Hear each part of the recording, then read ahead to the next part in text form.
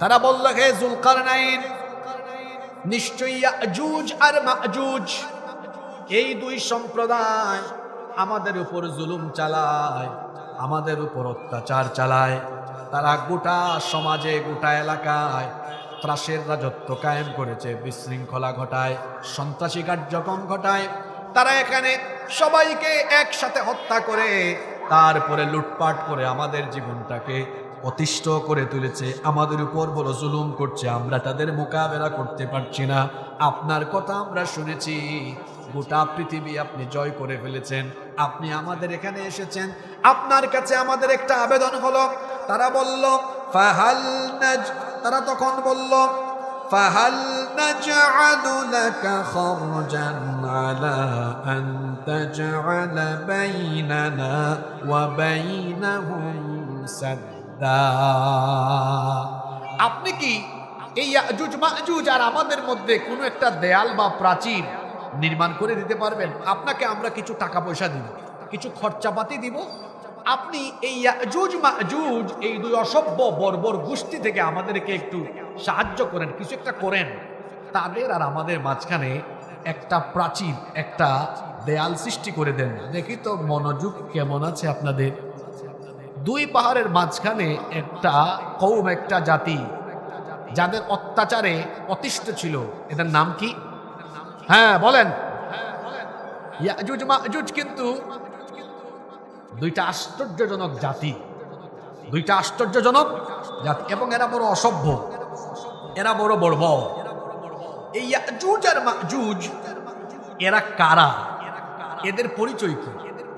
দেখেন, ইয়াজুজ আর মাজুজ এরা হচ্ছে আদম সন্তানদেরই দুইটা বিশাল খারাপ জাতি। সহিহ বুখারীর বিখ্যাত ব্যাখ্যাকার, যিনি ফাথুল বারী লিখেছেন, আল্লামা হাফেজ ইবনে হাজার আসকালানী রাহিমাহুল্লাহ, তিনি বলছেন এরা হচ্ছে নূহ আলাইহিস সালামের ছেলে ইয়াফেস, এর পরবর্তী বংশধরদের দুইটা খারাপ গোত্র। এই ইয়াজুজ আর মাজুজের চেহারা বড় ভয়ঙ্কর, আমাদের মতো না, এবং এরা বড় বর্বর, এরা বড় অতিষ্ঠ, লুটপাট, নাহাজানি, খুন খারাপি, এটা তাদের চরিত্র।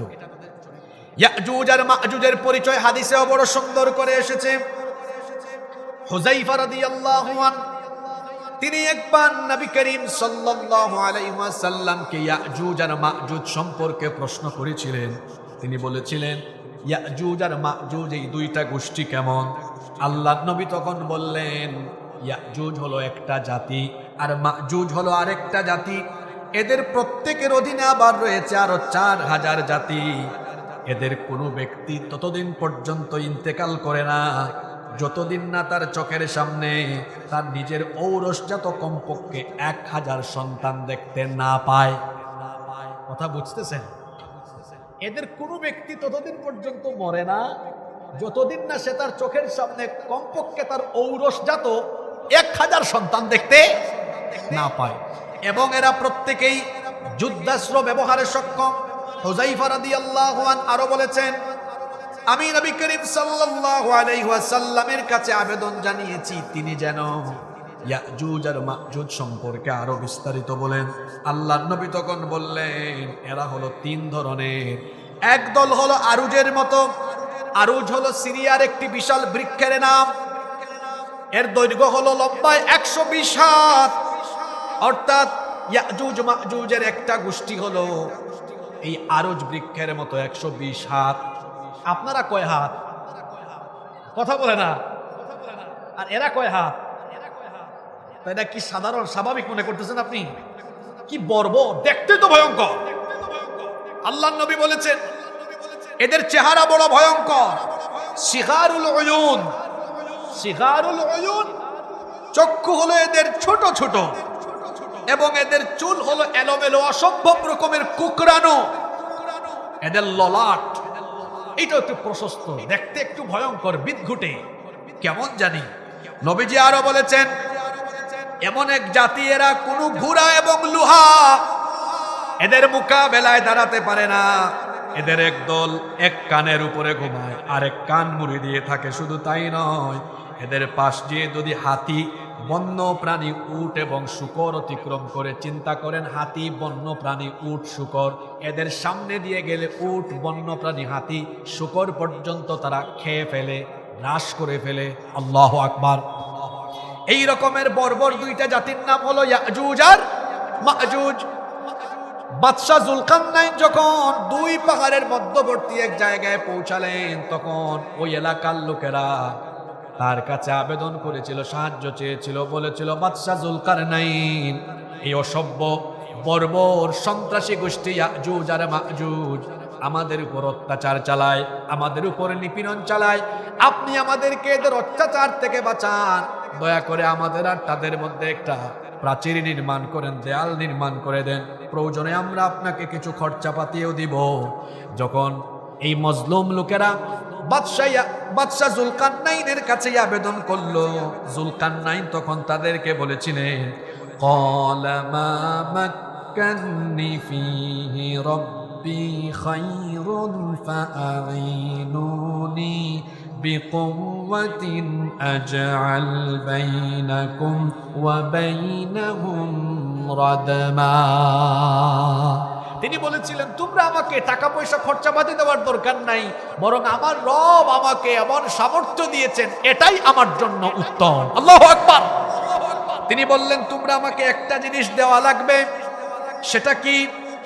সেটা হলো ফাআইনুনি বিকুওয়া, তোমরা আমাকে শ্রম দিয়ে সাহায্য করো। যদি তোমরা আমাকে শ্রম দিয়ে সাহায্য করো, আজআল বাইনাকুম ওয়া বাইনাহুম রাদমা,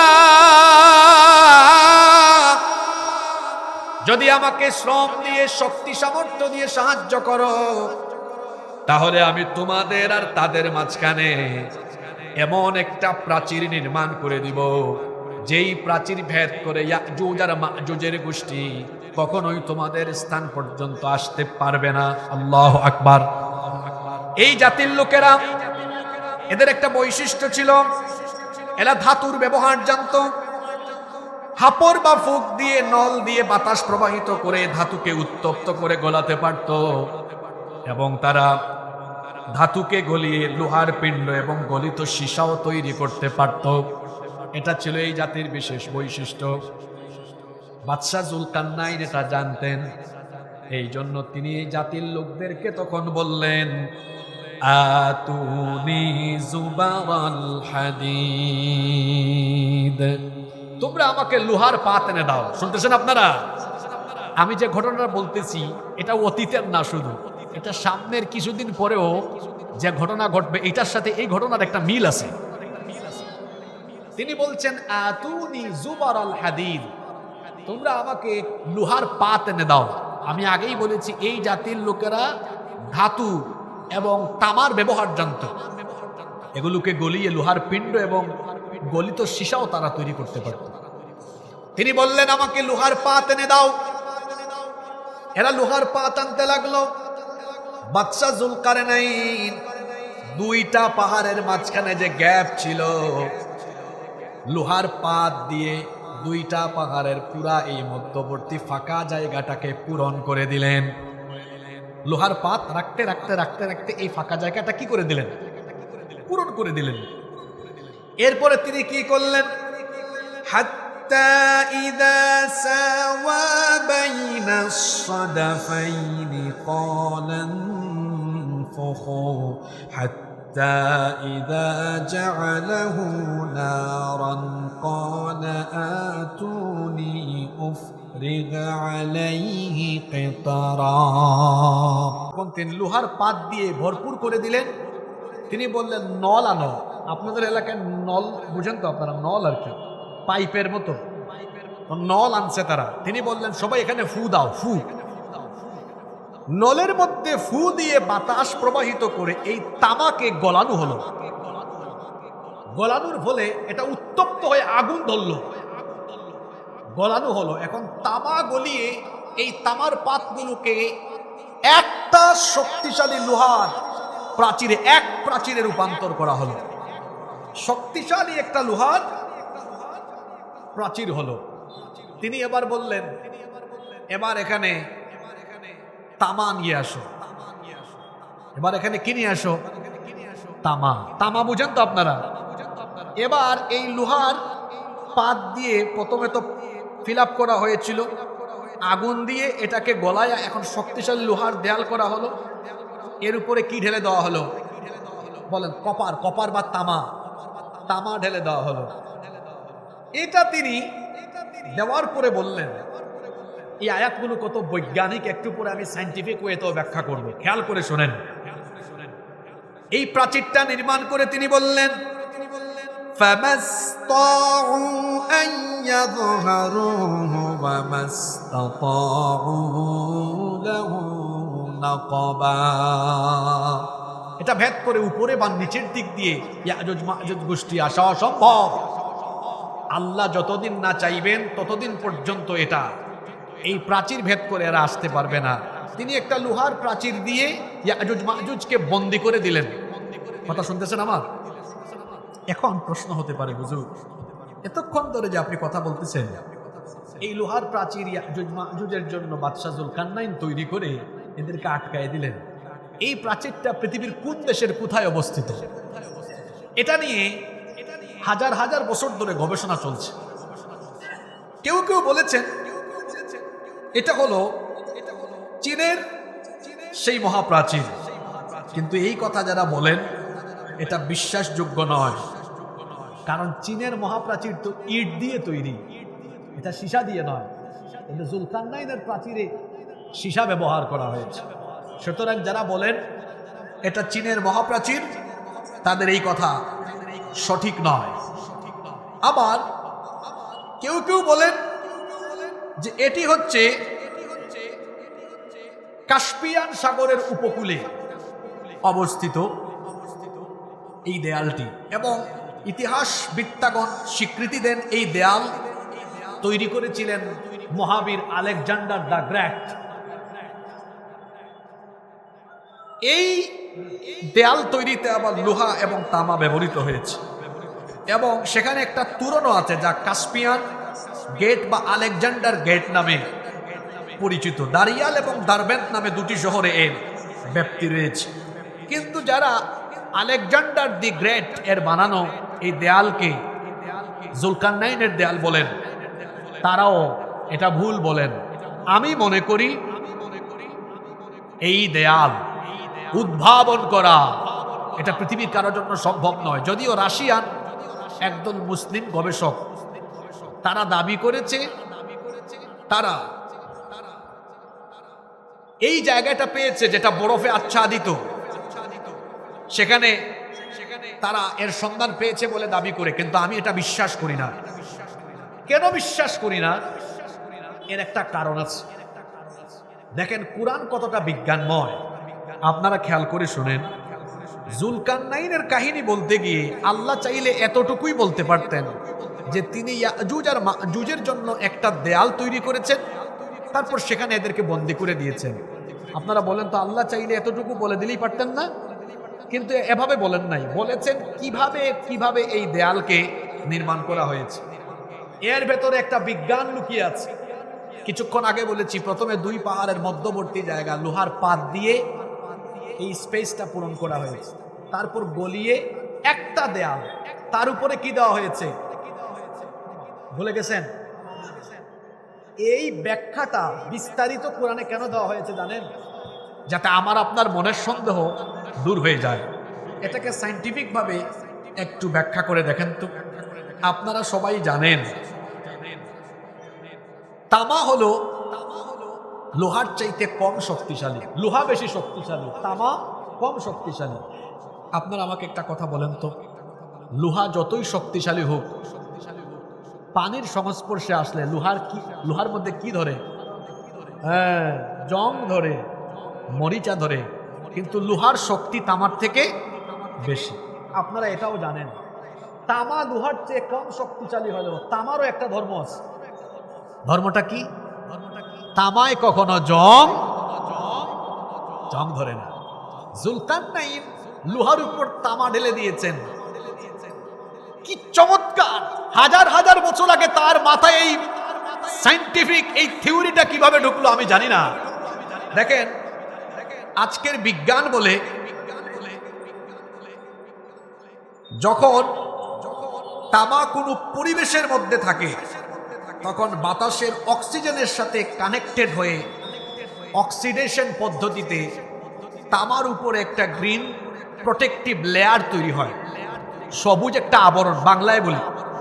তামা যখন এরকম খোলামেলা পরিবেশে থাকে তখন বাতাসে যে অক্সিজেন আছে এই অক্সিজেনের সাথে অক্সিডেশন পদ্ধতিতে তামার উপরে একটা সবুজ লেয়ার, সুজা বাংলা সবুজ একটা আবরণ পড়ে যায়।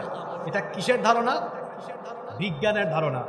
তাহলে জুলকারনাইন যে লোহার পাতের উপরে তামা ঢেলে দিয়ে এই দেয়ালকে মজবুত করে দিয়েছেন, তো এটা তো পরিবেশের সাথে হাজার হাজার বছর ধরে থাকতে থাকতে এর উপরে গ্রিন প্রোটেক্টিভ লেয়ার একটা সবুজ আবরণ হয়ে গিয়ে এটা তো প্রকৃতির যে রং সবুজ, সবুজের সাথে মিশে গিয়েছে। এটা আপনি খুঁজে বাইর করবেন কেমনে? তো কয়েক হাজার বছর হয়ে গিয়েছে। এটাকে আল্লাহ তাআলা এমন ভাবে গোপন রেখেছেন কারণ কিয়ামতের বড় বড় 10টা আলামত আছে। কিয়ামতের 10টা বড় বড় ঘটনা আছে। এই 10টা ঘটনা ঘটার সাথে সাথে কি হবে? কিয়ামত অনুষ্ঠিত হবে। এর মধ্যে একটা আলামত হলো কিয়ামতের আগে এই বন্দী থাকা দুই গোষ্ঠী ইয়াজুজ আর মাজুজ, তারা এই দেয়াল ভেদ করে পৃথিবীতে এসে তামাম দুনিয়াতে তারা ত্রাস, সন্ত্রাস, লুটপাট, হানাহানি, মারামারি চালাবে। কথা বুঝতে পেরেছেন আমার? তাহলে ইয়াজুজ আর মাজুজ পৃথিবীতে আবার আসবে কি আসবে না? জোরে বলেন, আসবে কি আসবে না? এই জন্য বাদশা জুলকারনাইন এই প্রাচীর বানানোর পরে তিনি বলেছিলেন, হাদা রাহমাতুম মির রাব্বি। কি চমৎকার কথা! নেতাদের জন্য এটা শিক্ষা আছে। এত বড় বিশাল শক্তিশালী প্রাচীর বানায় তিনি বললেন, এখানে আমার কোনো ক্রেডিট নাই, যার রহমতে এটা হয়েছে, জোরে বলেন তিনি কে? আর আমরা কিচ্ছু বানাইনি, কি বলি? আমরা করেছি। পদ্মা সেতু আমরা করেছি, এটা আমরা করেছি, ওইটা আমরা করেছি, আমরা করেছি, আমরা করেছি। বাদশা জুলকারনাইন পৃথিবী শাসন করে একটা শক্তিশালী দেয়াল বানানোর পরে বলতেছেন, এটা আমি করি নাই, এটা করাইছেন আমাকে দিয়ে। কে? দুইটা কথার মধ্যে পার্থক্য আছে না নাই? আমি করেছি, আমরা করেছি, আরেকটা হলো আল্লাহ করাইছি। দুইটা কথার ভিতরে বিরাট ধরনের ব্যবধান, পার্থক্য আছে না নাই? তিনি এটা নির্মাণ করেন, বললেন এটা আল্লাহর রহমতে হয়েছে। এরপরে আরেকটা কথা বললেন, ফাইদা জাআ ওয়া'দু রাব্বি জা'আলাহু দাক্কা ওয়া কানা ওয়া'দু রাব্বি হাক্কা। তিনি বললেন, আমার রবের ওয়াদা মোতাবেক একটা সময় আসবে যখন এই প্রাচীর আবার চূর্ণ বিচূর্ণ হয়ে যাবে, এটা থাকবে না। এই প্রাচীর একদিন ধ্বংস হয়ে যাবে। খেয়াল করেন, আমার দিকে তাকান। প্রায় 1.5 পৃষ্ঠা কিন্তু আমি তেলাওয়াত করেছি, পুরো ঘটনাটা এখানে আছে। জুলকারনাইন ইয়াজুজ আর মাজুজকে আটকে দিয়েছেন একটা কি নির্মাণ করে? জোরে বলেন, কি নির্মাণ করে? যেদিন তিনি বানাইছিলেন ওই দিন থেকে আজ পর্যন্ত, এখন পর্যন্ত প্রতিদিন এই ইয়াজুজ মাজুজ গোষ্ঠী এইটাকে তারা ঘুরতে থাকে। এই প্রাচীরকে ধ্বংস করে তারা বাইরে বের হয়ে আসতে চেষ্টা করে, কিন্তু সারাদিন সকাল থেকে নিয়ে তারা সন্ধ্যা পর্যন্ত কাজ করে একদম প্রাচীরটা ঘুরে ঘুরে শেষ পর্যায়ে আসে। অলসতাবশত এরা আলস্যবশত বলে থাকুক, বাকিটা আগামীকাল করব। পরের দিন সকালে আইসা দেখে যে কাম করছিল এত কষ্ট করে আবার প্রাচীরটা আগের জায়গায়। কি মুসিবত দেখছেন! এইরকম বানানোর দিন থেকে আজ পর্যন্ত প্রতিদিন এটা তারা করে। সন্ধ্যাবেলা বলে থাক, বাকিটা আগামীকাল করব। কিন্তু ইনশাআল্লাহ বলে না, ইনশাআল্লাহ ঈসা আলাইহিস সালাম দুনিয়াতে আসবেন। একজন নবীর এখনো ইন্তেকাল হয় নাই। জোরে বলেন তো, সেই নবীর নাম কি? ঈসা আলাইহিস সালাম, মরিয়ম পুত্র ঈসা আলাইহিস সালাম, ওনার এখনো ইন্তেকাল হয় নাই। তাকে আল্লাহ আসমানে উঠায় রেখেছেন।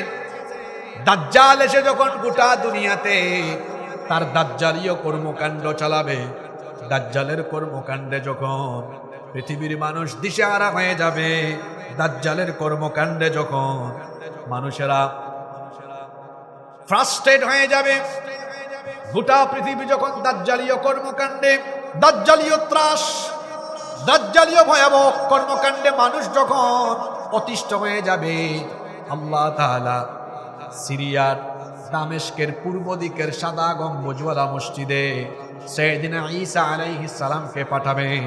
তিনি আসার পরে ইমাম মাহদী আলাইহিস সালাম এবং মুসলমানদেরকে নিয়ে দাজ্জাল আর তার বাহিনীকে মোকাবেলা করে বর্তমান ফিলিস্তিনের বাবেলুদে তিনি দাজ্জালকে কতল করবেন, হত্যা করবেন। আল্লাহু আকবার। গোটা পৃথিবীর পরিবেশ শান্ত হয়ে যাবে, গোটা পৃথিবীর পরিস্থিতি শান্ত হয়ে যাবে। কিন্তু এর কিছুদিন পরেই দেখা যাবে এমন দুইটা জাতি পৃথিবীতে নেমে আসবে। আল্লাহ তাআলা বলছেন, ইন্নী কদ আখরাজতু ইবাদাল্লি লা ইয়াদানি লি আহাদিন বিকিতালিহিম।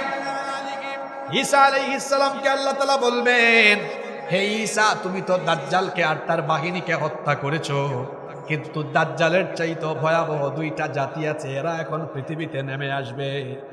এরা কিভাবে নেমে আসবে শুনেন। আল্লাহ তাআলা কোরআনে কারীমের 21 নম্বর সূরা সূরাতুল আম্বিয়া এর 96 নম্বর আয়াতে বললেন, হাত্তা ইদা ফুতিহাত ইয়াজুজ ওয়া মাজুজ ওয়া হুম মিন কুল্লি হাদাবিন ইয়ানসিলুন।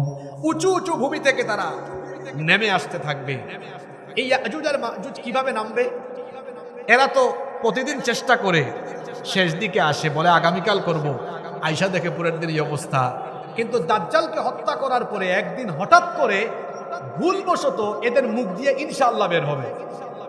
এই ইয়াজুজ আর মাজুজ একদিন সন্ধ্যাবেলা বলবে, থাকুক আজকে বহুত কাম করছি, বাকিটা আগামীকাল করব ইনশাআল্লাহ। পরের দিন আয়সা দেখবে কাম যা করে গেছে ওখানে, অল্প একটু বাকি।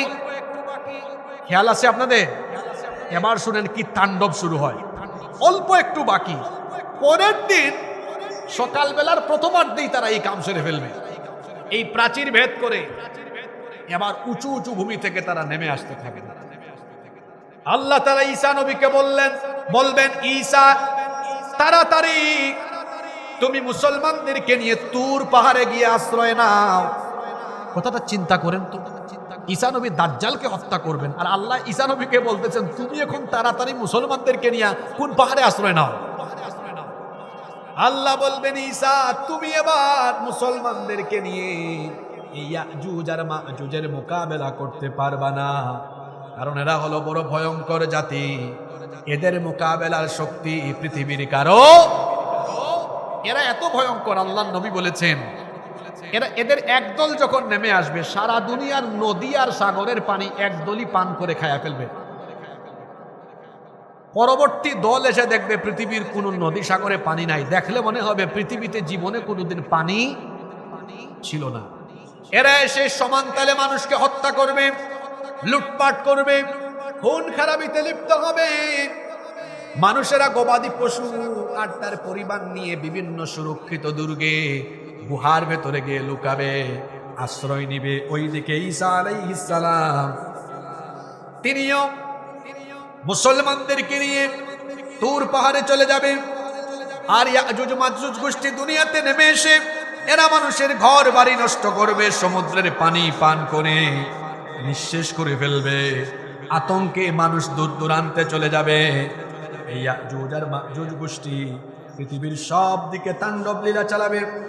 এরপরে তারা ফিলিস্তিনের দিকে একটা অঞ্চলে গিয়ে তারা দাম্ভিকতার সাথে বলবে, আসমান জমিনের সব অধিবাসীদেরকে আমরা শেষ করে ফেলেছি। এবার তারা একটা তীর আকাশের দিকে মারবে, বলবে আসমানে কেউ থাকলে সেও যেন মরে যায়। আসমানের দিকে তীর মারবে, আল্লাহ কুদরতি ব্যবস্থাপনায় তীরের মধ্যে একটু রক্ত লাগায় দিবেন। তীরটা ফিরে আসার পরে তারা বলবে, দেখছো কারবার, কি শক্তি আমাদের। আসমানের অধিবাসীরাও শেষ, জমিনের অধিবাসীরাও শেষ, আসমানের অধিবাসীরাও শেষ। ঈসা আলাইহিস সালাম তুর পাহাড়ে আশ্রয় নেবেন। মুসলমানরা বিভিন্ন রকম দুর্গ আর বিভিন্ন গুহার ভেতরে নিয়ে আশ্রয় নিবে। গোটা দুনিয়াতে দুর্ভিক্ষ দেখা দিবে, অভাব অনটন দেখা দিবে। তখন একটা গরুর মাথাকে 100 দিনারের চাইতেও উত্তম মনে করা হবে। ঈসা আলাইহিস সালাম লক্ষ্য করবেন মুসলমানরা বড় কষ্ট করে গিয়েছে। তিনি আল্লাহর দরবারে হাত তুলে বলবেন, রব্বুল আলামিন, মুসলমানরা বড় কষ্টে পড়ে গিয়েছে, সব দিকে তো দুর্ভিক্ষ, এত অভাব অনটন, দয়া করে তুমি এই কঠিন পরিস্থিতিতে আমাদেরকে বাঁচাও, কারণ তুমি ছাড়া এই কঠিন পরিস্থিতি থেকে আর আমাদেরকে কেউ বাঁচাতে পারবে। ঈসা আলাইহিস সালামের দোয়া আল্লাহ কবুল করবেন। ঈসা আলাইহিস সালামের দোয়া আল্লাহ কবুল করবেন। কবুল করে আল্লাহ তাআলা এই ইয়াজুজ আর মাজুজ গোষ্ঠীর সকল লোকদের ঠিক এই জায়গায়, খেয়াল করেন, এখানের মধ্যে ঘাড়ের মধ্যে একটা ভাইরাস জনিত রোগ দিবেন। কিছুদিন আগে ভাইরাস গেছে না বাংলাদেশে, ছুঁয়াচে রোগ, একটা ভাইরাস দিবেন। এক ভাইরাসে ইয়াজুজ আর মাজুজ গোষ্ঠীর যত লোকেরা আছে সবাই মরে যাবে। আল্লাহর নবী বলেছেন, এরা যখন মরে যাবে, এই যে আপনারা এখানে বসছেন, এই ডায়াস থেকে আপনাদের পর্যন্ত সম্ভবত 12-13 হাত জায়গা খালি আছে না নাই? কিন্তু নবীজি বলেছেন, ইয়াজুজ মাজুজ গোষ্ঠী এই ভাইরাসে যখন মরবে, সারা দুনিয়ায় অর্ধ হাত কোনো জায়গা খালি থাকবে না, এদের লাশ শুধু পড়ে থাকবে। গোটা দুনিয়া এদের লাশ আর লাশ, লাশ পড়ে থেকে গোটা দুনিয়া দুর্গন্ধযুক্ত হয়ে যাবে। আল্লাহ ঈসা নবীকে বলবেন, ঈসা, তুমি আবার মুসলমানদেরকে নিয়ে তুর পর্বত থেকে নামো। তুর পর্বত থেকে নেমে তিনি দেখবেন হাঁটারও জায়গা নাই, সব জায়গা লাশ দিয়ে পরিপূর্ণ আর দুর্গন্ধ বের হচ্ছে। তিনি বলবেন, আল্লাহ, মুসিবতের পরে এখন দেখি আর এক মুসিবত, এখন তো দুনিয়ার কোনো জায়গা খালি নাই, এদের লাশ আর লাশ, চতুর্দিকে এখন দুর্গন্ধ। আল্লাহ এই অবস্থা থেকে আমাদেরকে আপনি উত্তরণ করেন। ঈসা আলাইহিস সালাম তিনি যখন দোয়া করবেন, আল্লাহ তখন বিরাট সাইজের অনেক বিশাল আকৃতির কিছু পাখি পাঠাবেন। আপনারা জানেন, কোরআনে আব্রাহার বাদশার ধ্বংসের কাহিনী এসেছে, সেখানেও আল্লাহ বিশেষ টাইপসের আবাবিল পাঠিয়েছিলেন, তাইরান আবাবিল। আল্লাহ তাআলা ওই সময় বিশেষ আকৃতির, বিরাট আকৃতির কিছু পাখি পাঠাবেন। এই পাখিগুলোর ঘাড় হবে উটের ঘাড়ের মতো, এবং এরা থাকবে বিরাট বিরাট নখরওয়ালা, অনেক বড় বড় নখর থাকবে। এরা এসে তাদের নখর দিয়ে এই ইয়াজুজ মাজুজ গোষ্ঠীর পরে থাকা লাশগুলোকে উঠায়া, কেউ কেউ বলেছেন নিয়ে একটা অজানা জায়গায় ফেলবে, কেউ কেউ বলেছেন সাগরের মধ্যে নিক্ষেপ করবে। এই বিশেষ পাখিগুলো অল্প মুহূর্তে সারা দুনিয়ায় পড়ে থাকা ইয়াজুজ মাজুজ গোষ্ঠীর লাশগুলোকে জমিন থেকে উঠায়া অন্য জায়গায় নিয়ে ফেলে দিবে। এরপরে আল্লাহর হুকুমে বৃষ্টি বর্ষিত হবে, এমন এক বৃষ্টি হবে সারা দুনিয়ায় একসাথে আল্লাহর রহমতের বৃষ্টি মুষলধারে বর্ষিত হতে থাকবে। আল্লাহু আকবার! সারা পৃথিবীতে একসাথে মুষলধারে বৃষ্টি হবে, যার ফলে গোটা ভূপৃষ্ঠ ধৌত হয়ে কাচের মতো পরিষ্কার হয়ে যাবে। অতঃপর আল্লাহ জমিনকে আদেশ করবেন, তোমার পেটের ভেতরে থাকা সমুদয় ফুল ফল উদ্গীরণ করে দাও, নতুন করে তোমার পেটের ভেতর থেকে বরকত প্রকাশ করো। এমন বরকত তখন নামবে, দেখা যাবে একদল লোক একটা ডালিম থেকে আহার করেও খেয়ে শেষ করতে পারবে না। শুধু তাই নয়, ডালিমের একটা ছাল দিয়ে ছাতা তৈরি করলে বিশাল একদল মানুষ সেই ছায়ার নিচে আশ্রয় গ্রহণ করতে পারবে। দুধের মধ্যে এমন বরকত হবে, একটা উটনির দুধ একদল লোক খেয়ে শেষ করতে পারবে না, একটা গাভীর দুধ একটা গোত্রের মানুষ খেয়ে শেষ করতে পারবে না, একটা ছাগলের দুধে এত বরকত হবে, বিরাট একটা গোত্র বংশের মানুষ ছাগলের দুধ খায়া শেষ করতে পারবে না। সুবহানাল্লাহ! এই বরকত আসবে কার তরফ থেকে? এই রকম বরকত চলতেই থাকবে। এরপরে এমন একটা সময় আসবে, আল্লাহ তাআলা একটা মনোরম বায়ু প্রবাহিত করবেন। এই বায়ু মুসলমান, সেই সময়ে যারা মুসলমান থাকবে এদের বগলের নিচে এসে এই বায়ুটা যখন লাগবে, এক প্রকার রোগ দেখা দিবে। এই রোগে মুসলমান থাকা সবগুলা মানুষ তখন মারা যাবে। সারা পৃথিবীতে তখন দুষ্ট, কাফের, নাফরমান, পাপী তাপীরা বেঁচে থাকবে। যতদিন পর্যন্ত আল্লাহর নাম স্মরণ করার মতো মানুষ দুনিয়ায় থাকবে, ততদিন পর্যন্ত কিয়ামত হবে না। কিন্তু আল্লাহ বিশেষ একটা বায়ু যখন পাঠাবেন, মুসলমানদের বগলের নিচেই বায়ু লাগার কারণে একটা বিশেষ রোগ দেখা দিবে, তারা মারা যাবে। সারা দুনিয়ায় শুধু পাপী তাপী নাফরমান বেঈমানরা বেঁচে থাকবে। সারা পৃথিবীতে তখন অশ্লীলতা, জেনা, বেবিচার এমন করে বাড়বে, রাস্তাঘাটে মানুষেরা কুকুরের মতো বেবিচার করা আরম্ভ করবে। এই সকল নিকৃষ্ট মানুষগুলোর উপরে কিয়ামত অনুষ্ঠিত হবে। আল্লাহ ইসরাফিলকে বলবেন, তোমার শিঙ্গা বাজাও।